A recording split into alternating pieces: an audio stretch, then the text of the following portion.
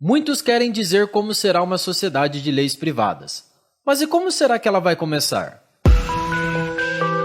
Este é o Visão Libertária, sua fonte de informações descentralizadas e distribuídas.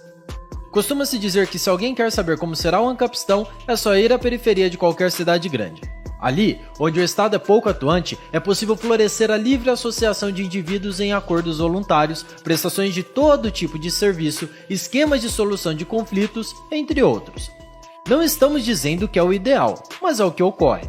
Os moradores da periferia se viram como podem, como se espera que o façam livremente numa sociedade de leis privadas. Também é possível que alguém, hoje em dia, viva com muita independência do Estado, praticamente à sua margem, mas o faz de maneira quase individual, não configurando uma organização social. Quem vive em lugares mais remotos, onde há menor controle estatal como na Amazônia, também experimenta maior liberdade, que permite mais possibilidades de associação e atuação. Mas essas realidades estão longe da proposta de sociedade de leis privadas de Rothbard. Na verdade, essas realidades pertencem ao paradigma atual de Estado coercitivo e são consequências da atuação dele. Esse Estado moderno que, ao longo da história, só se legitimou pelo uso da violência. Seja monarquia, ditadura, democracia, enfim, pouco importa. Todos esses regimes se impõem pela violência, ou como Weber gostava de falar, pelo monopólio da violência. Então, a sociedade de leis privadas seria outro paradigma de organização social, baseado no voluntarismo e não mais em coerção. Mas como isso vai começar? Bem, para se estabelecer um novo paradigma, este terá que superar o anterior. Então, vejamos o processo que está ocorrendo. Fique tranquilo, todas as fontes das informações apresentadas a seguir estão na descrição desse vídeo. Ao longo da história, vários autores observaram que a falência de um Estado se dá pela corrosão de seus valores morais, pelo enfraquecimento de sua moeda e pela dificuldade de se aplicar seu sistema de segurança e justiça. Segundo Platão, toda sociedade humana se baseia, antes de tudo, em valores morais, que permitem uma organização definida e estável.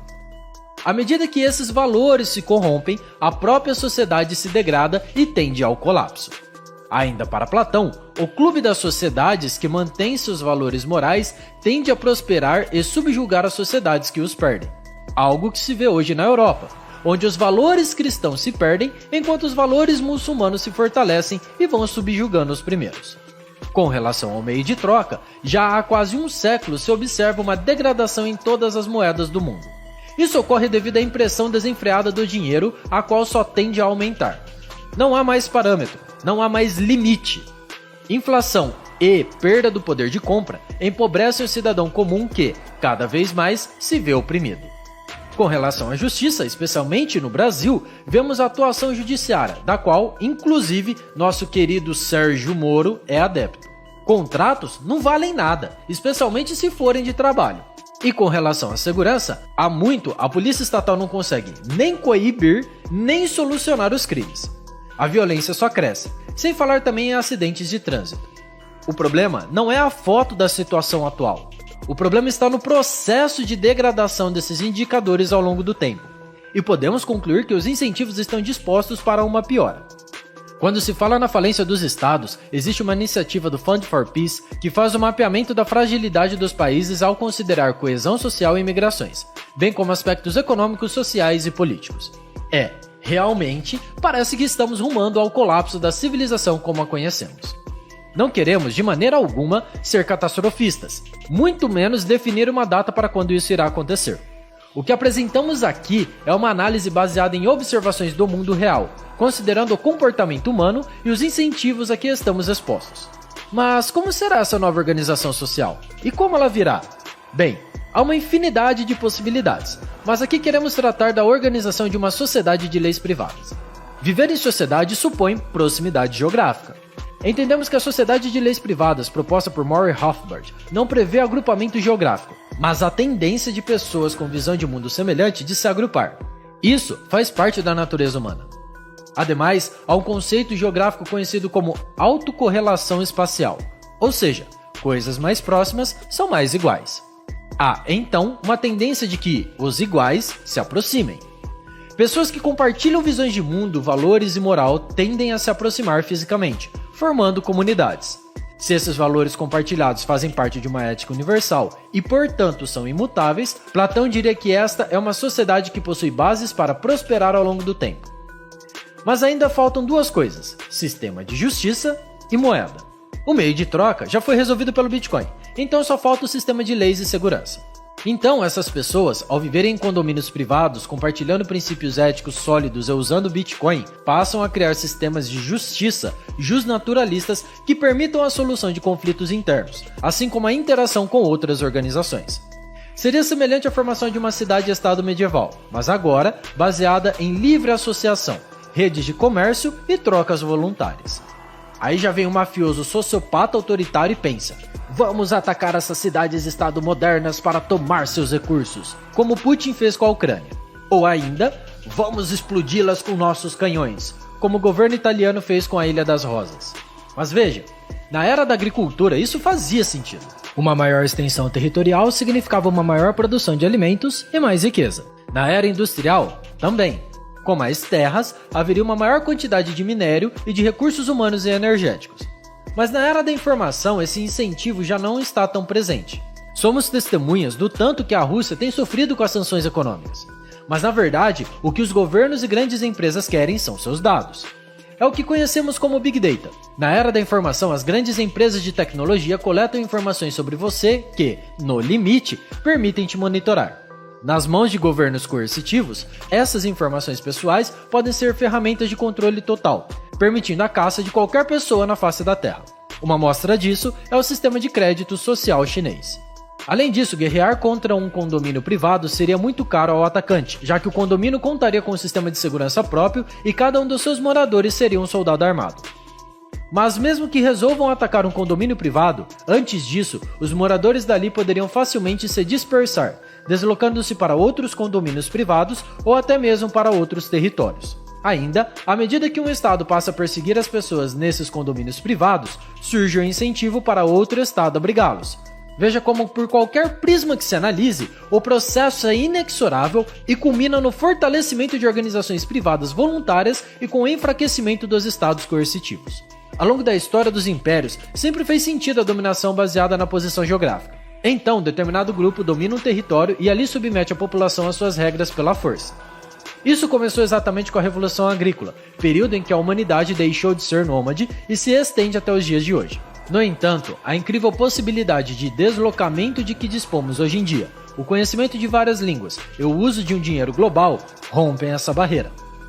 Agora entendemos por que os burocratas de Bruxelas odeiam aviões, odeiam armas e odeiam, acima de tudo, o Bitcoin. Mas, ainda que algumas máfias queiram dificultar nosso deslocamento, nosso porte de arma e o uso do Bitcoin como moeda, há incentivos para que outros países facilitem, seja atraindo pessoas fisicamente, como é El Salvador, seja permitindo a operação de empresas online, como a Estônia, fora o esquema de empresas offshore que o Paulão Guedes nos ensinou. Além disso, há cada vez mais trabalhos na internet em que a localização geográfica é irrelevante. Possibilidade de deslocamento, trabalho móvel, dinheiro inconfiscável, organização espontânea, sistema de segurança e leis privadas. Há estimativas de que tudo isso reduzirá a capacidade de arrecadação do Estado entre 50% e 70%. Então, o que será? Estados falidos podem ser ainda piores que estados funcionais. Veja o caso da Somália, Venezuela, Afeganistão e tantos outros. Portanto, é de extrema importância a organização geográfica de pessoas que compartilham uma visão de mundo semelhante, criando condomínios que permitam o desenvolvimento de uma ética universal e um sistema de segurança e de leis privadas baseadas em justnaturalismo. Não se trata de mudar a cidade que existe, mas de criar outras.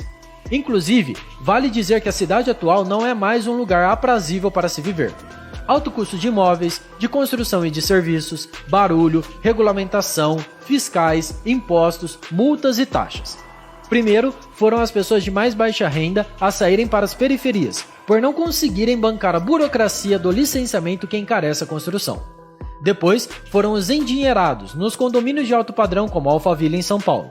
A seguir, quem pôde se mudou para chácaras e sítios próximos às cidades. Agora chegou a vez de formar condomínios autônomos. Hoje em dia, os condomínios autônomos já são uma realidade cada vez mais presente no Brasil.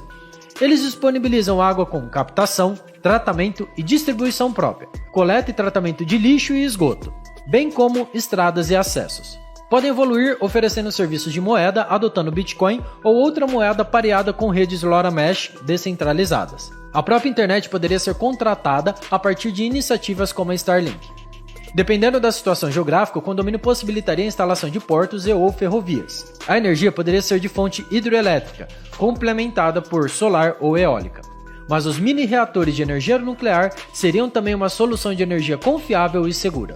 A grande urbanista Jenny Jacobs observava que organizações voluntárias têm imensa capacidade para construir e encorajar o envolvimento dos participantes, principalmente quando as iniciativas locais estimulam o orgulho da comunidade e o sentimento de pertencimento. Assim, o sentimento de pertencimento gera uma sensação de poder na comunidade e melhora a saúde e a autoestima dos moradores, que ganham confiança para planejar o futuro dentro de um contexto que lhes agrada. Essa organização voluntarista permite então uma expansão econômica da comunidade, com trocas comerciais em relações de ganha-ganha. Em suma, tudo começaria por condomínios privados, dotados de infraestrutura e totalmente autônomos, com pessoas com visão de mundo semelhante, com dinheiro descentralizado e sob um sistema de justiça e segurança privados, baseados em ética universal e justnaturalismo. Tais condomínios prosperariam e estabeleceriam relações com outros condomínios semelhantes, que, por conseguinte, evoluiriam para cidades privadas. Assim começará o Ancapistão. Prepare-se! Obrigado pela sua audiência. Esse artigo foi sugerido e escrito por Amazônia Livre, revisado por Baby Yoda e narrado por Coreia com K. Se você gostou desse vídeo, clique no ícone de curtir abaixo e compartilhe o vídeo em sua rede social. Se você deseja ser notificado de outros vídeos, clique em se inscrever e depois no ícone da campainha. Até a próxima!